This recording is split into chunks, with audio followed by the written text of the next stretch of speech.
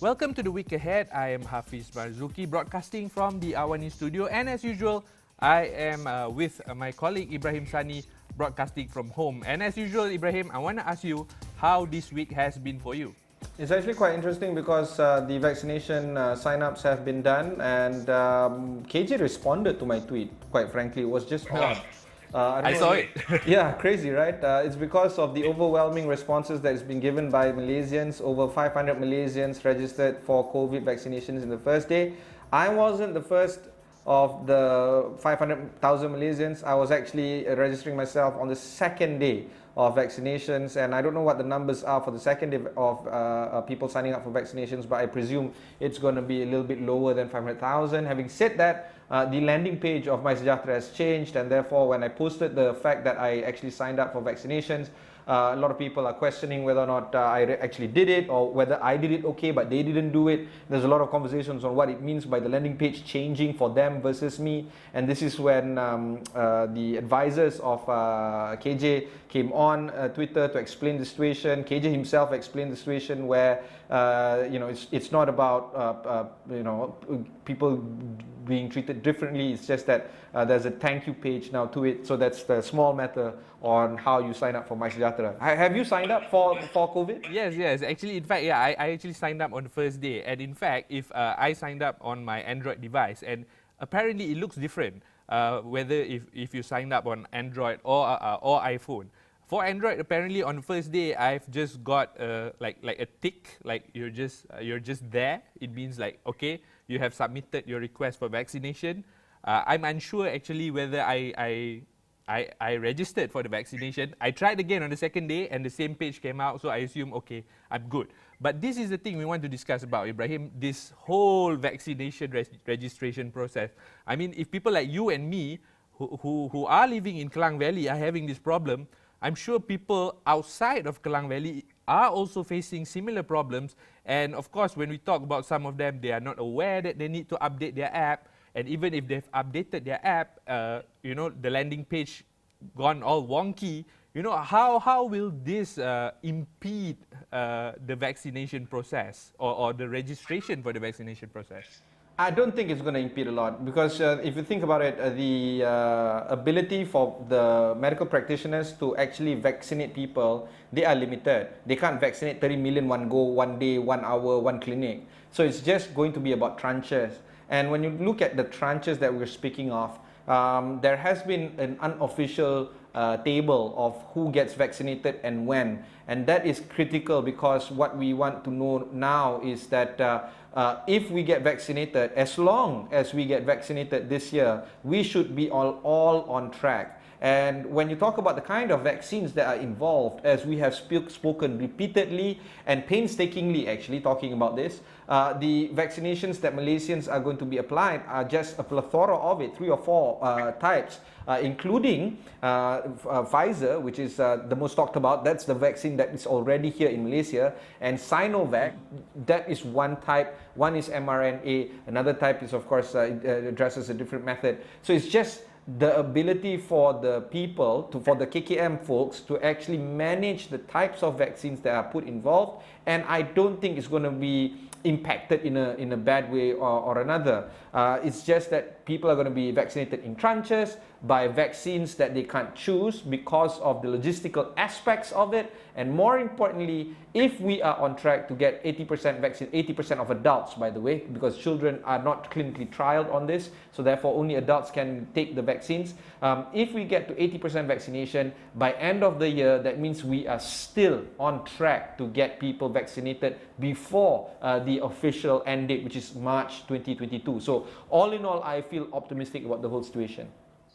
I believe the minister of the the coordinating minister for the COVID-19 immunization plan also shared your optimism. Clearly, he said in an interview with CNA, he's expecting for the majority of the vaccination process to end by the end of the year, or rather not to end, but we can achieve herd immunity by the end of the year. At least that's his target. And talking about registration, Ibrahim, of course, another thing that I have to touch about is, of course, the claims of cutting queues. And I'm sure you've come across the news saying that certain influencers being talked about into taking these vaccines first compared to the frontliners. Of course, Tan Sri, the Director General of Health, Tan Sri Nur Hisham, have already clarified, saying it's not happening. The influencers in question are basically clinical department leaders, which are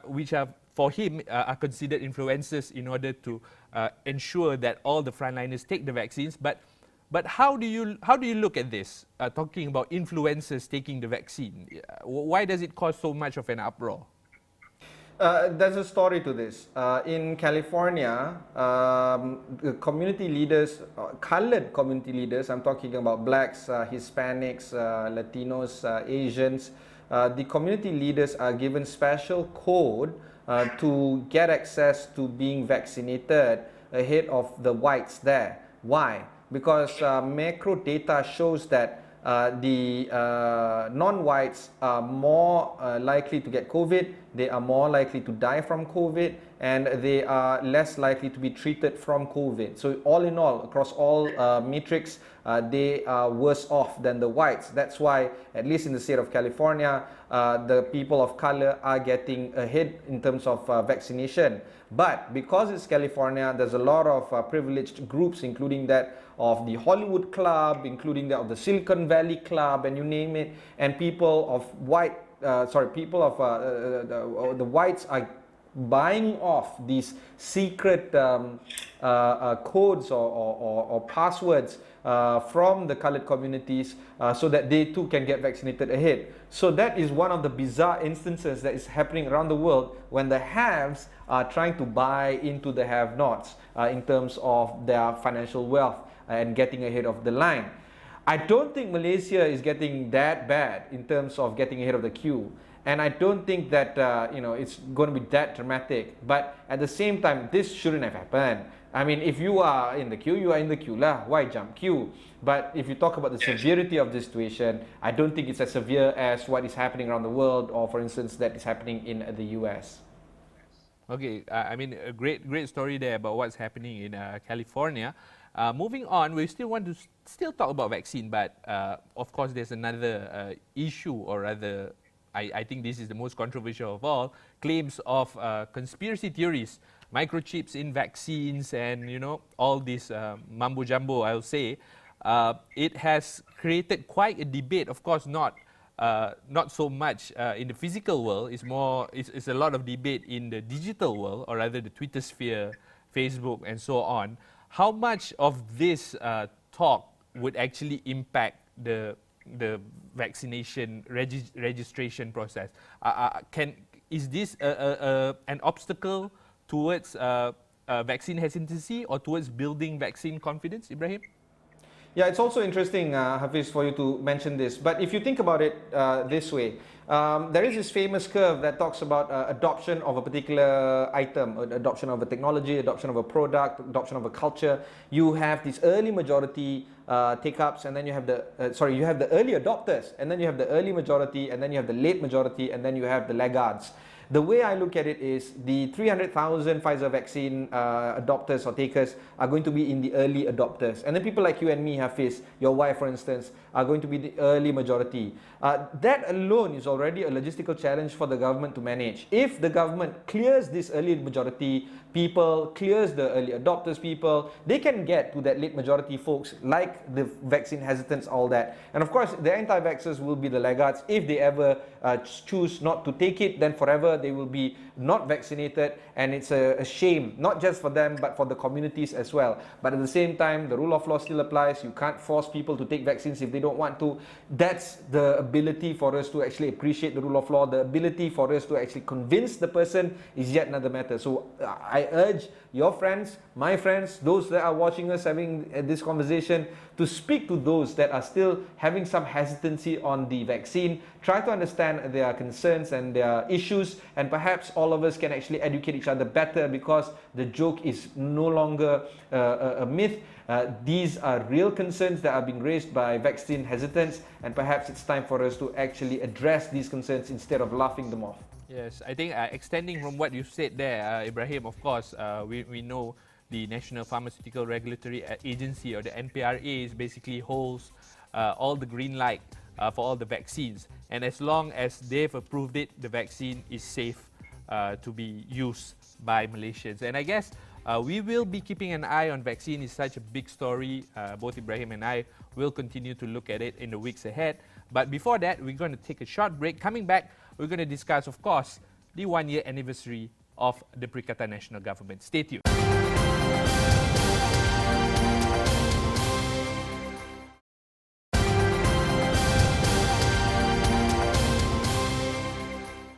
Welcome back to the week ahead. I am Hafiz Marzuki, and with me is Ibrahim Sani, broadcasting from home. Of course, before the break, we spoke about what happened the past week. It's all talks about vaccines. But looking ahead to this coming week, of course, 1st of March is basically the anniversary of the Perikatan Nasional Government, headed by Prime Minister Tan Sri Muhyiddin Yassin. Of course, it's impossible to rate the government within a 30-minute show, Ibrahim, but I do want to hear what you have to say of how Perikatan Nasional has performed this past year, which I believe is an unprecedented challenge faced by a Malaysian government in the history of our country. Well, they have declared an emergency to a point where the king says that you can actually have a parliamentary session despite having an emergency. So that is continuing to add on to that unprecedented theme that we're having.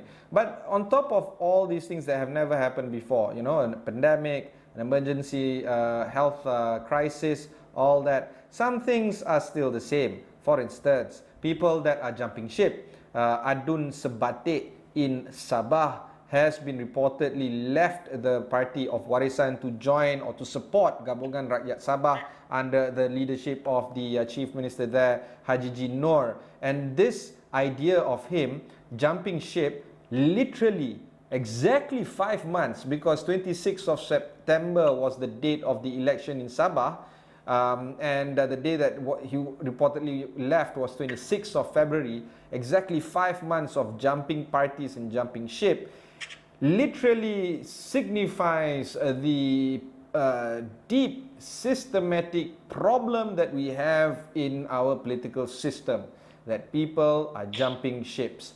And this is, in quite frankness, is something that cannot be tolerated if we want to be a mature democracy. Now, what is a mature democracy? Because the moment we start to cite examples like the UK and the US and perhaps all the other countries around the world like India and all that, every single country who have practiced democracy for the longest of time has problems of its own.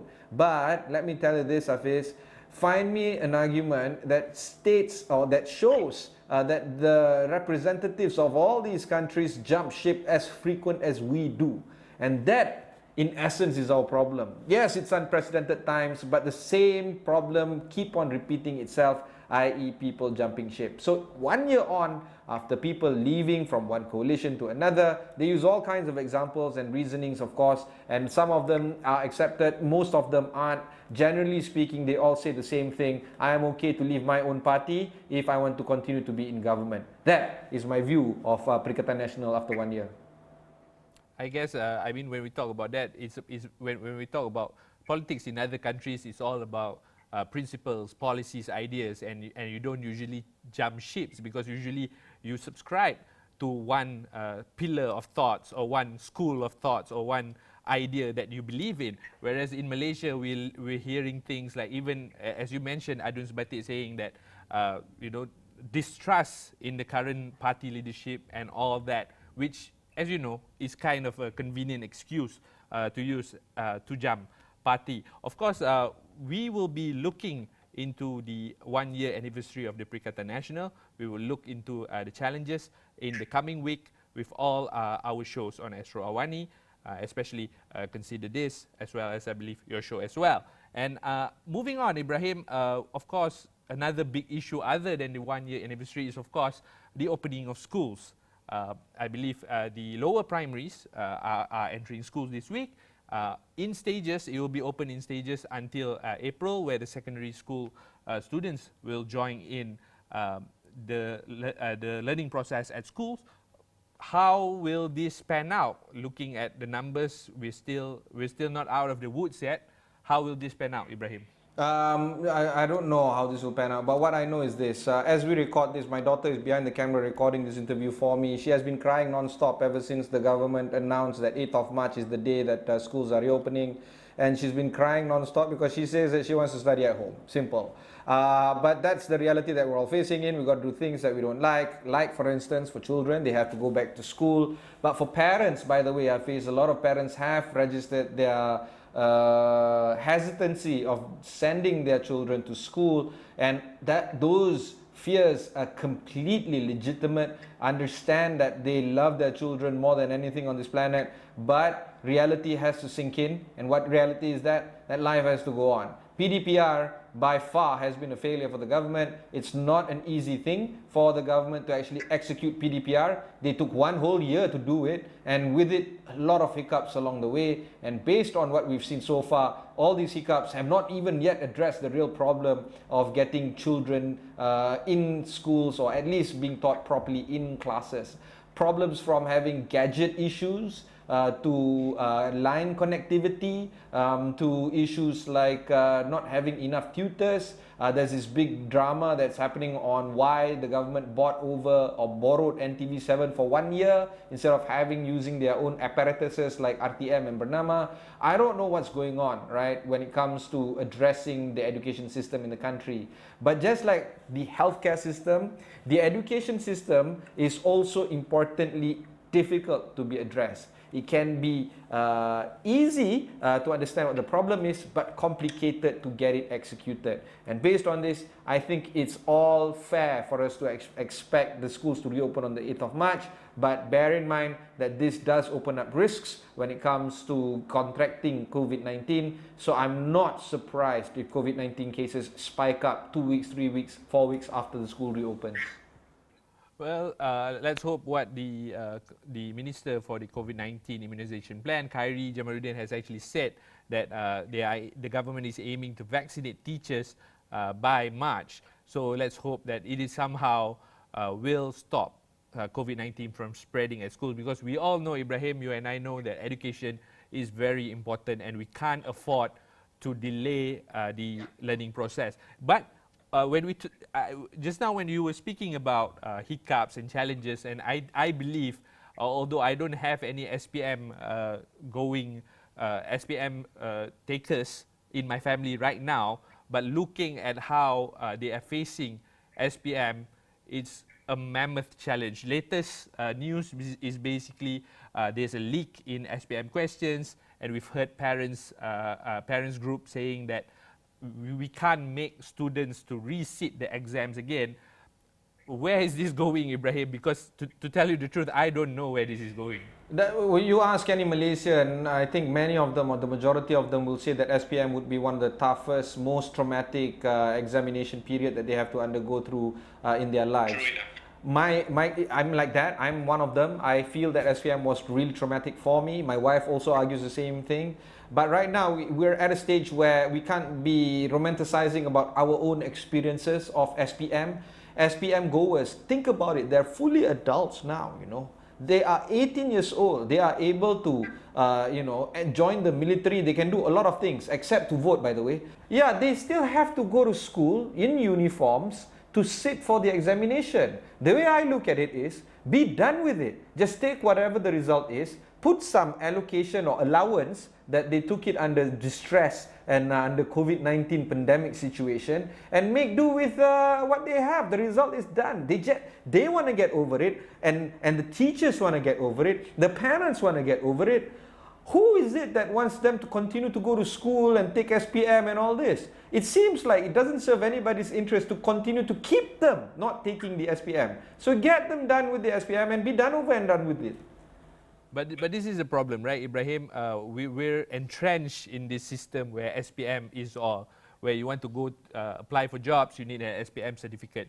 You want to apply for universities, you need an SPM certificate. You want to apply to work in any fast food restaurants or any, you need SPM certificate. It's all banking on the pivotal SPM certificate. And I guess the government do not see a way out of extending it beyond the SPM certificate, other than asking the students to take the exams by hook or by crook, whether we are facing a pandemic. And of course, this issue will keep on going, and we will keep an eye on it for the weeks to come. And I'm moving on. Of course, another thing this week is, of course, the purported end of the MCO, which is it's scheduled to end on 4th of March for certain states, especially Klang Valley, Penang, Johor as well. I think that it's going to be extended, Ibrahim. The numbers are not looking good. How do we look at this extension of MCO? Because there are some states who are going into CMCO, some states are going to recovery MCO. How do we look at the current iteration of the MCO? All right, I want to pull up a particular graph. As you can see here, Hafiz, on the screen, it shows about the virus vaccine efficacy on the screen, Hafiz. As you can see, the vaccine efficacy for COVID-19, at least from Pfizer, has a 95% efficacy rate, which means that for every 100 people that takes the vaccine, 95 of them will be confirmed not being able to contract the virus, or they will be free from COVID-19. That is why it is critical for us to get vaccinated the fastest way possible. And those that really want to get vaccinated, hopefully they will be able to get vaccinated. Those that are hesitant about getting vaccinated, they can wait in line. It's okay, no problem. Put them in the back of the line. It is a long line, right? Okay. Yes. But this means that the MCO will come and go forever, as long as we are not vaccinated. So you're right, Hafiz. You're going to be seen to, we're going to be having an MCO of one fashion or another until and unless the majority of us, or at least 80% of us, or at least half of us actually, can get vaccinated. And that's why, even if the announcement of the MCO is going to be ended on the 4th of March, and even if some form of MCO comes back, either a conditional MCO or a full-blown MCO 3.0 that might hit Klang Valley or other areas of densely populated areas like Penang and Johor Bahru, it doesn't matter, because this means only one thing: as long as people don't get vaccinated, MCO is here to stay. Totally agree with you there, Ibrahim. Of course, we will be keeping a close eye on the 4th of March to hear, or even earlier, to see what the Senior Minister for the Security Cluster, Datuk Seri Ismail Sabri, will be announcing for us. Of course, we've been, throughout this block, we've been talking about things that are affected by pandemic. I would like to touch one thing, one annual thing which is not affected by pandemic, but of course it may be impacted by the pandemic this year. I'm talking, of course, about the Lembaga Hasil Dalam Negeri, or rather the income tax filing, which starts this month. So, Ibrahim, I believe you've read up on some of the difference in terms of benefits or exemptions that we will get this year. Maybe you could share with us what those exemptions are. Okay, let's look at Tahun Taksiran 2020, or Year of Assessment 2020. Starting 1st of March, you're supposed to file your income tax returns.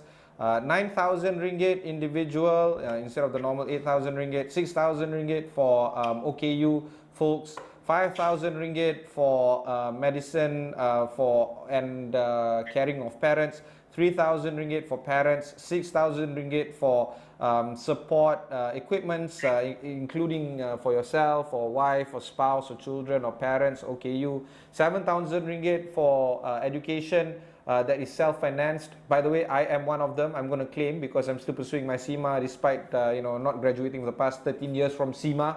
So yes, I'm going to claim that. And many others, right? So I do urge you to look online, go to a lot of these personal finance websites. Of course, you can also go to LHDN's websites as well to find out the kind of relief that you can get. This year will be a little bit more reliefs compared to previous years. And if you are a capital owner, i.e. you own a property or you own some stocks or whatever, there's even more exemptions for you there as well. So again, go to the official sources, find out what you can get, and then file your income tax returns as early as possible. That's a good habit to have. Don't delay your income tax payments.